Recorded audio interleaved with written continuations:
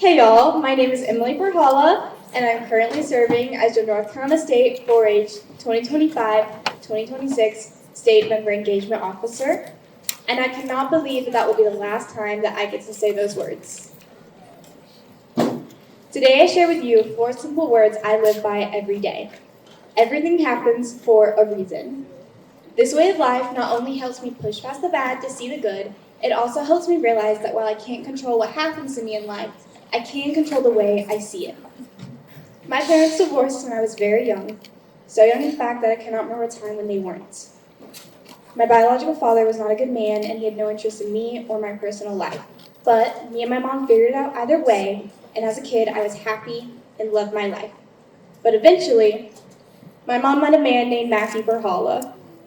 And if you've noticed, me and him now share a last name because my dad made one of the hardest decisions that I think a person can make, and he chose to adopt me. Growing up, I watched my dad make such a difference in me and my mom's life and change everything for us. He never made me feel like just his girlfriend's daughter or the kid that tagged along in everything. He made me feel included and like he loved me, and I was always part of his family.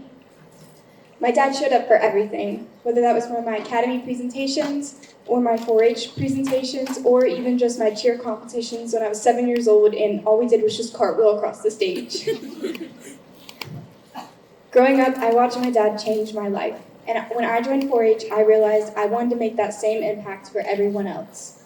I wanted everyone else to feel the same love and inclusion that my dad made me and my mom feel growing up. My biggest wish in life is that my dad understands how much I love him, and I can never express that like I want to. It's okay, baby.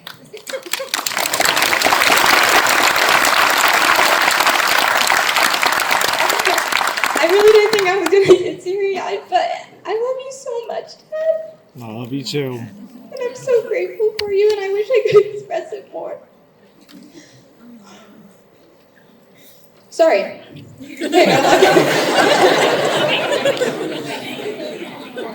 Okay.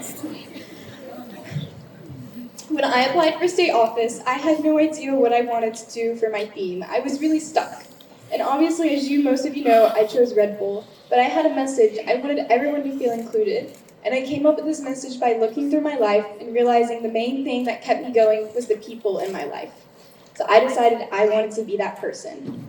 At my first ever 4-H event, I was so nervous. I had joined my teen council, and all I wanted to do was just do everything. I wanted to help every way I could. I wanted to create new posts. I wanted to build sets for the events. I wanted to just do everything I could. And I think really that was my first lesson in leadership, as I realized that leadership doesn't start just by standing on a stage like I am today and being the face of an organization. It's being the person behind the scenes that makes things happen, allowing others to take the stand instead. Eventually though, because it happens most of the time, I promise, somebody noticed the work I was doing, and our reporter at the time actually nominated me to run as a reporter myself instead of my own office. And I think that was the most exciting moment for me because I realized that people thought I could make a difference in 4-H, and it just fueled my love for it and just pushed me to where I am now, really. That member's name was Audie, and he's no longer in 4-H. He's long gone. I think he graduated like my second year, so he'll never see this, but he really did just start me off. Then I went to my first ever teen retreat in the Northeast District. Is my Northeast District in here? I love you guys so much. You guys are just everything. Look at all that energy. At my first ever teen retreat, I was so scared. I was 13 years old. I had never really done anything outside of my own city, pretty much, unless I was with my parents. It was my first ever trip away, and it was my first ever trip on anything other than county 4-H. But I went anyways. And while I was there, I was welcomed with such open arms that it was just incredible. I'd never experienced so amazing. Some of my best friends are sitting at this table over here that I met at that first ever teen retreat, and it's amazing that I was able to create those life-lasting friendships. But while I was there, I remember I was sitting in the front row of teen retreat, and I watched the district officer candidates running. They were doing their skits, because we do skits at our district if you want to run. And it was just incredible. I was so amazed. I saw it right there, and I was like, I'm going to do that next year. And I did. I actually did. I ran the next year, and I had that same fear hit me back in the gut when I went again. what if nobody wants me here? What if they don't like me? What if I'm not experienced enough in 4-H? I don't show sheep. What if I don't, or goats? I don't know if I like sheep or goats better, and that's a question everyone asks. So what do I do? But again, I had people coming up to me and talking to me and saying, I loved your speech. I'm so excited for you to run because I ran unopposed. So I had people talking to me, telling me excited they were run, and I just got so excited. I ended up serving with an incredible team. We did so many amazing things. I loved our team retreat. And finally, I decided to run for state. I ran once again into the same fears. I was standing in the campaign booth room, which people running this year will understand this feeling when it happened. I was standing in the room, and I was so nervous. I was like almost shaking as I was standing with my friends, and we were waiting because those same fears hit me again. I was like, what if nobody likes me? What if I'm not good enough because I don't know enough? Even though I loved 4-H, and in my heart that was enough. But as those doors opened up, so many people rushed in. It was like every person in the room. It was a lot. And I had so many people come up to me and tell me how much they loved talking to me at Northeastern Retreat, how they loved talking to me at Congress so far, how they're so excited to see me run and do my things, how they loved my campaign, which I was like really glad because I love Red Bull and I want everyone to love Red Bull, so people get a Red Bull. But it was just amazing. And I really think that's when I realized it hit me. The things you do, you won't realize how big of an impact they make until someone tells you. Just like my story I shared about my dad, I've never said anything like that to my dad before. But the way he is what I strive to be every day, and that impact is not something you can tell people until they know. These doubts stay with you forever, and I really think they do. You can continue to get people to show you. But I was at the North Central District Teen Retreat, amazing event by the way. I've never been to another district teen retreat, and it was just so much fun. But I want to tell y'all a story about that. I heard some North Central clapping, I heard you guys. But I was sitting down making these little dog toys, and as I was making them this little boy who was just clinging to me the whole event. It was his first ever teen retreat. And I was letting him, I don't really care, like I'll talk to you, whatever. Middle schoolers are funny if you've ever talked to them. They just like make the most random jokes. But I'm talking to him and we're discussing things, and he starts telling me how there's like two things. The first he said was, Emily, I think you're really mean, but also really nice at the same time. And I really don't know what he meant about that, but I'm choosing to take it as a compliment. That's just what I'm going to say. But the second was that when he got older, he wanted to do the same thing I did. He didn't know what my role was, but he knew he wanted to make people feel included at events and like they had someone to talk to. And that moment really just almost solved everything for me. I was like, oh my God, I'm actually doing it. Like, it worked. I talk to people. Well, I can do it. Really nervous, by the way. It doesn't matter how much you talk. You don't know if you're doing it enough. And it was just an amazing experience. I really struggled to write this speech. I think I wrote it and deleted it maybe 14 times, just over and over again. From the moment I got the guidelines for it, I just kept deleting it and rewriting it. Every event I went to, I'd write it all again, then delete it, then write it all again, then delete it. And the reason I struggled so much was one of the things we had to do was inspire y'all to keep striving inside 4-H. And the question that kept coming to my mind was, how do I inspire the people who inspired me? Because North Carolina 4-H is what inspires me to keep going. Watching y'all make connections, make new friends, and just strive to do your best, like at presentations today, is so inspiring to me. I want to be able to be the person who pushes you to do those things. I don't want to inspire y'all. I want to just be the person who watches you achieve. I want you to inspire me to keep watching. I have spent this whole talk talking about how all different people helped supported me, and I'd like to specifically call out a few of those people now. Every single moment of my life, I think to myself, what would I do? And every single time I think, well, what would Sterling do? And I would now like to ask Sterling Sharkey to come to the stage.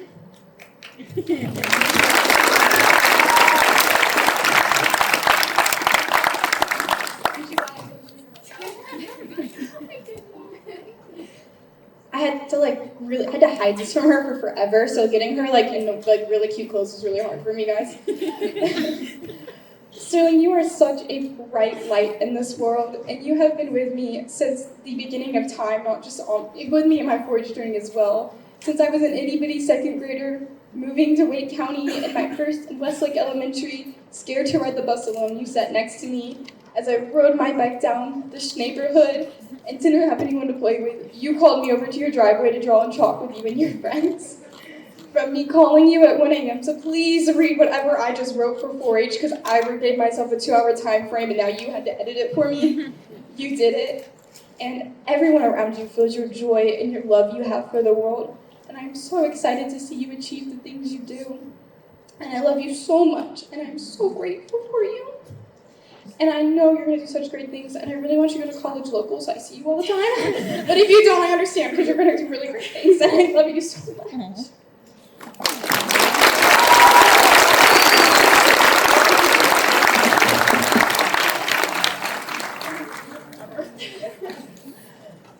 Okay. That was a really hard secret to keep. If you know me, I can't keep a secret. And I've kept that for a whole year. I'm really proud of myself, guys. She did not know. Not that I know of. She did not know. Okay, now I would like to thank my mom. Because Dad, I would thank you too, but I feel like you got all the thank yous a lot earlier. So I think it's my mom's time to shine. I love you, Dad, though. I love you. My mom, as I said, has been with me forever. She is obviously, she gave birth to me. Who else would be there? I wasn't sure how to write this part because I didn't know what else to say other than that she was with me forever, but she really has. Whatever crazy idea I have, my mom is ready to just support and get me through it. Like this dress, I randomly bought it on a whim, and I came home and I was just like, look at the dress I bought. And she was like, I don't even know what that's for. And I was like, I think my Clover Talk. I'm figuring it out though, we'll see. And she's just with me for it all. When I first learned to crochet, I had her drive me to the store, and I bought an entire buggy's worth of yarn. Just full to the top of yarn, and she just went with it. We packed it all in the car and we went home, and I didn't even really know how to crochet yet. I was just buying yarn because I thought it was fun. But she went with it. From doing cheer and her putting my hair in such a high ponytail, I don't even know how she did it, to me coming home telling her I booked a hair appointment to dye my hair, hope she's okay with it, and hoping she didn't get mad. She didn't. We're okay. But my mom has just really been with me through it all, and I could not have asked for a better mom. Okay, now for my county. Every year people come up here and they talk about their county and their agents, and I always think to myself, well, yeah, you love your county, but But it wasn't, I think, until I got into state, I realized how much my county did to me. I'd first like to thank Miss Bev. Y'all can't see it, but the back of my feet is covered in Band-Aids because I decided to run around in my Congress heels, and now my feet are just covered in blisters. And I called Miss Bev up to the stage at the end of last night, begging her for Band-Aids, and she just gave me an entire box. Because that's just Miss Bev. Miss Bev loves everyone. She's the sweetest thing. She's been with me through my district term. She was actually my district advisor as well, which was super awesome, having your agent and just drive you everywhere. She's right next door. Super great. We have brought Fiber Arts to Wake County, which was so awesome to meet someone who loved it as much as I did. She has, is it llamas, Miss Bev? Yeah. She said yeah. I think I'm wrong the way she said yeah, but I haven't met them yet, but they sound really cool. But Miss Bev just loves everyone, and I've said that about a lot of people, but I think I have this luck of finding people who just find the joy of every single human being on the planet, and Miss Bev really is one of those people. She joined 4-H a bit later in my career, but she was still amazing. Mr. Dan and Miss Emma, who are on that photo in the middle, but I don't think Miss Emma is. I think it's just Mr. Dan, because Miss Emma takes all the photo for us. They were basically my agents when I first joined. They're my teen council county advisors, and I kid you not, have been there since day one, since my first Zoom meeting on teen council when I joined. And they were just like, it's a new member, her name's Emily, tell us everything about you right now, and then go. It's kind of scary, but it worked, it worked. I'm in it now, and here I am, state officer. I found out I wanted to run for state. I think I was 2 days past the birth date, and they got me in to run, and I'm so glad I did, because here I am. And then obviously my entire teen council as a whole have been so supportive. We have, I think, one of the biggest delegations we've had in forever at Congress, and I'm just so proud of us. Wake County has grown so much to going to state and district events. It's just inspiring, honestly, because I would have never been able to do that without Mr. Dan, Miss Emma, and Miss Bev in the back. Can we all applaud for them? They're hiding. Thank you. Okay, now Kaya, she's hiding. I don't know where she's at. Oh, she's over there. Kaya in the back is just amazing. She's the best reporter ever. She's always down to make fun TikToks with me and do all the amazing, wonderful things with me. She always takes fun selfies with me. As you can see, we take lots of silly pictures. And she always wants to go and get like a free dessert. She knows about all of them. There's free donuts. I think it was free crumble on Monday. She's just aware. She just knows it. And I love you so much, Kaya. You're just so awesome. I'm going to miss you so much while you're at E1.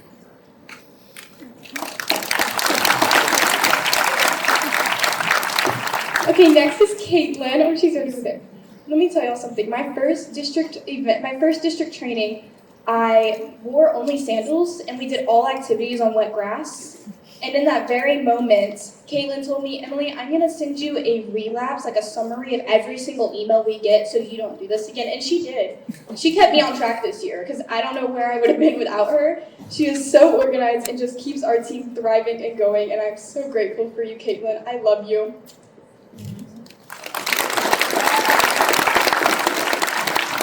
Next is Meredith, our vice president. Meredith has literally been on my journey since day one. She was actually one of the officers campaigning at my first team retreat when I saw him and was like, I'm going to do that. So to think that I get to serve with her now is just brilliant. She brings a smile and a laugh to every event we go to, and I love you, baby. I'm a bit of a time crunch, so it took too long thanking people. This is my president, Aubrey, as you guys know. She's my everything. I love taking selfies with her. We make so many TikToks together, and we room together almost every event, and it's always so much fun. We blast music, we do makeup. I think we ran to Dollar Tree, Walmart, and all these places at 8 o'clock at night, and then we didn't get home till 10:30 just to get supplies to make those decorations out there, and then they still all fell down. But we had fun while doing it, so it was a lot of fun, and she's just my favorite. I love you, Aubrey.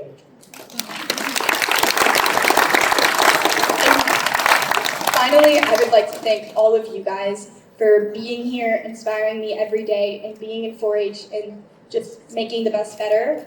If I leave you with one thing tonight, it's to remember that every action and everything you say leaves an impact on someone. Please make sure it leaves a positive one. Thank you.